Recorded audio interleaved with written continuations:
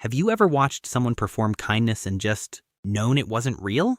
Not because they said anything wrong, not because you had proof, but something in you quietly registered. That smile is rehearsed. That compliment has a purpose. That person is performing, not being, and you couldn't explain it to anyone. You just knew. If that sounds familiar, this video is going to hit differently for you. Because what you're experiencing isn't paranoia. It isn't trust issues. It isn't you being difficult or negative or too sensitive. It's a specific type of psychological perception that only a small percentage of people actually have. And while it looks like a superpower from the outside, living inside it is one of the most exhausting things a person can experience. First, let's take the mystical explanation off the table. This isn't a sixth sense. It isn't magic. There's actual neuroscience behind it. Researchers call it thin slicing, the brain's ability to process large amounts of behavioral data in a very short period of time and draw accurate conclusions from it. Most people do this to some degree, but highly perceptive people do it constantly, automatically, and at a depth most brains simply don't reach. Think of the average person's brain like someone watching a play. They see the stage, they hear the dialogue, they follow the story at face value. But the highly perceptive brain is watching something different. It's watching the actor's hands. It's noticing the slight hesitation before a line. It's catching the moment the performance slips, just for a fraction of a second, and something real shows through. Dr. Paul Ekman, one of the world's leading researchers on human emotion, identified what he called micro-expressions, tiny, involuntary facial movements that happen in as little as 1/25th of a second. They reveal what a person is actually feeling before their conscious mind can hide it. Most people never notice them. Highly perceptive people catch them without even trying. So when someone says, "I'm so happy for you," and genuinely means it, the perceptive person sees that too. But when someone says it and doesn't, when the voice lifts slightly in a way that sounds rehearsed, when the smile doesn't quite reach the eyes, when there's a half-second flicker of something that looks uncomfortably close to envy, the brain sends up a quiet alert. The words and the body don't match. And that gap, that small, barely visible gap, is where everything begins. The 3 traps that come with seeing too much. Here's what nobody tells you about this ability. It doesn't just give you information. It pulls you into specific psychological patterns that, if you don't understand them, will slowly drain everything out of you. Trap 1. Becoming the villain for telling the truth. There's an old Greek myth about a woman named Cassandra. The god Apollo gave her the ability to see the future with perfect clarity, but he also cursed her so that no one would ever believe what she said. She saw disasters before they happened. She warned people, and everyone thought she was unstable. Highly perceptive people in modern life are the Cassandras of their social circles. Here's why. Human society runs on a kind of shared agreement. We all know that some performances are happening. We know that not every smile is genuine, not every compliment is real, not every "I'm fine" is actually fine. But we agree, collectively and silently, to not point it out. Because those small social fictions are what hold daily interactions together. Then the perceptive person walks in, and they can't not see it. Picture this. Someone joins a new workplace.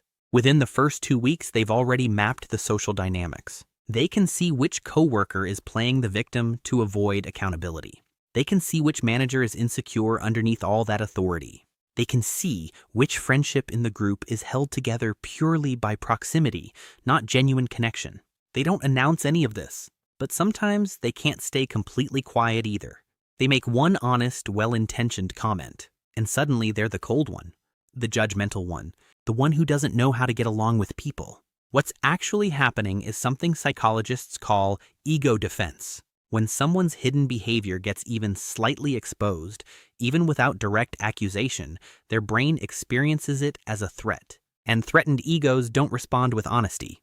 They respond by attacking the source of discomfort. So the person who saw the truth becomes the problem. And the perceptive person learns, quietly and painfully, that clarity makes people uncomfortable. That seeing too accurately is socially punished, and so they start going quiet. They smile and nod. They pretend they didn't notice. But holding all that unsaid truth creates something heavy in the chest, and it leads directly into the second trap. Trap 2. When observation becomes obsession. When you can't trust what people say, you start trusting only your own analysis. And that's where perception stops being a gift and starts becoming a prison. Here's what it looks like in real relationships. A partner says, "You look great today." A normal response is to feel good about it.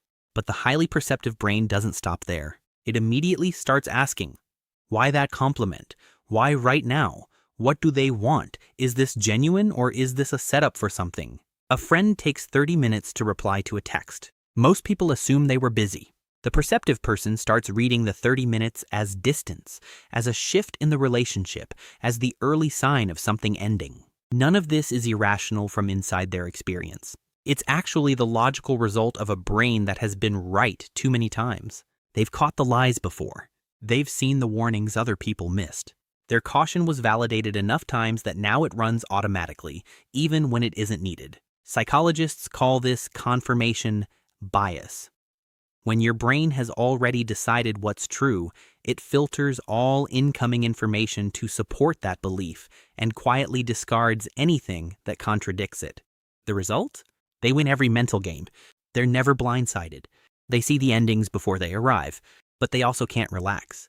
They can't receive love simply. They can't enjoy a quiet moment without their brain scanning it for what's wrong. The very skill that protects them is also what keeps them permanently on edge, unable to fully rest inside any relationship or any moment. Trap 3. Carrying everyone else's truth alone. This is the loneliness that's hardest to explain to someone who hasn't felt it. It's not the loneliness of being alone. It's the loneliness of being in a full room, seeing something painful happening, and knowing with complete certainty that you cannot say a word about it. They're at a wedding surrounded by joy and celebration, and through a small glance, a forced smile, a moment of hesitation that lasted just a half second too long, they already know the marriage is in trouble. They raise their glass. They say congratulations. They carry that knowledge home alone. They watch a kind, decent colleague get quietly exploited by a toxic manager. They see the exhaustion building. They see exactly what's happening. But they also know that if they say it directly, the colleague will deny it, because sometimes denial is the only thing keeping a person functional. So they stay silent. Again, this creates what might be the heaviest part of living with high perception. They understand other people deeply, often better than those people understand themselves. But almost nobody understands them back. People assume they're fine because they seem composed. They assume they're strong because they see clearly. They become the person everyone brings their problems to, but nobody thinks to check on. The one who understands everyone else becomes the one nobody thinks to ask. 3 ways to survive it without losing yourself. The answer isn't to see less. You can't unlearn your own perception any more than someone with perfect pitch can choose to hear music as noise. The goal isn't to switch it off. The goal is to change how you respond to what you see. First, practice strategic ignorance. This means consciously deciding what is your responsibility and what isn't. You see a coworker being politically fake with the manager. That's real, you're probably right. But ask yourself honestly, does this affect you directly? Does acting on it improve anything? If not, let it pass like weather. You don't have to solve every truth you encounter. Perception is information.